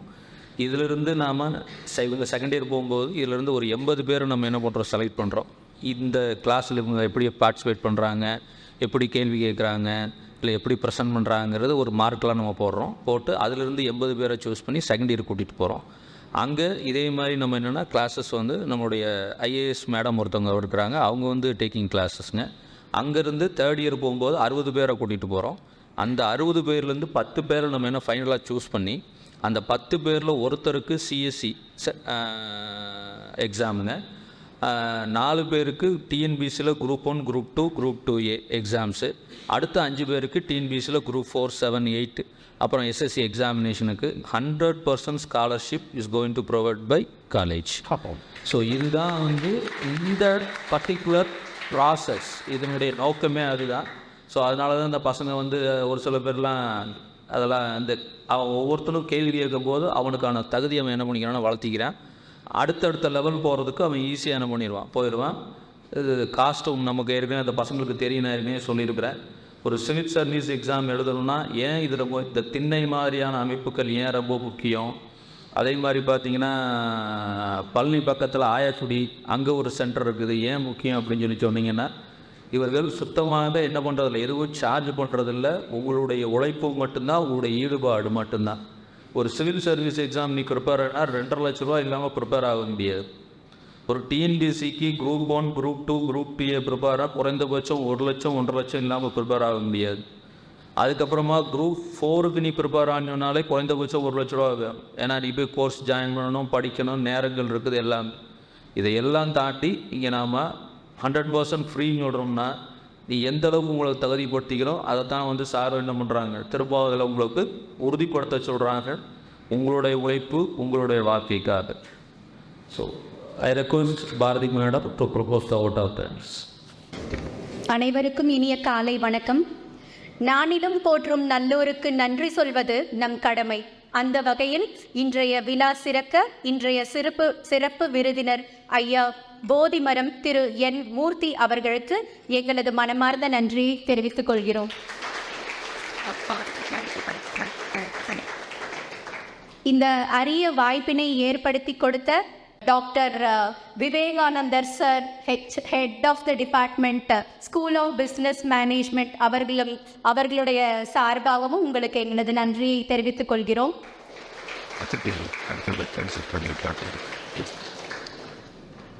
மாணவர்கள் இன்றைய சூழ்நிலையில் மாணவர்களுக்கு ஏற்ற மாதிரி மிகவும் பொறுமையாகவும் அவர்களுக்கு விளங்கும் வகையில் அவர்களுக்கு தேவையான முக்கிய கருத்துக்களை நீங்கள் இன்று வழங்கியதற்கு எங்களது நன்றியை தெரிவித்துக் கொள்கிறோம்.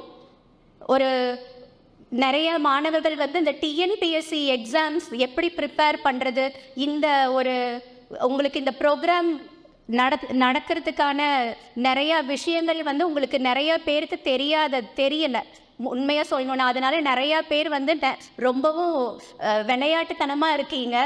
சார் சொன்ன மாதிரி பழனிக்கு பக்கத்தில் அந்த ஆயக்குடிங்கிற பகுதியில் எவ்வளவோ ஏழை மாணவர்கள், ஏழைன்னு சொல்ல முடியாது, நிறையா விருப்பமுள்ள மாணவர்கள் அத்தனை பேருமே அங்கே போய் கற்றுக்கிட்டு நிறையா எக்ஸாம்ஸில் பாஸ் பண்ணி இன்றைக்கி அதிகாரிகளாக இருக்கிறாங்க. நிறைய பேர் இருக்காங்க. நீங்களும் இந்த அரிய வாய்ப்பை பயன்படுத்தி கண்டிப்பாக யாராவது 5 பேரோ 10 பேரோ இல்லை எல்லாருமே எக்ஸாம் எழுதி நீங்கள் எல்லாரும் வாழ்க்கையில் சிறந்து விளங்க எங்களது மனமார்ந்த வாழ்த்துக்களையும் பாராட்டுக்களையும் தெரிவித்துக் கொள்கிறோம். என்றும் மாணவர்களுக்கு நல்வழி காட்டும் சிறந்த ஆசிரியர்களில் ஒருவராக இருப்பதற்கு எங்கள் நன்றியையும் பாராட்டுகளையும் தெரிவித்துக் கொள்கிறோம். Thank you sir.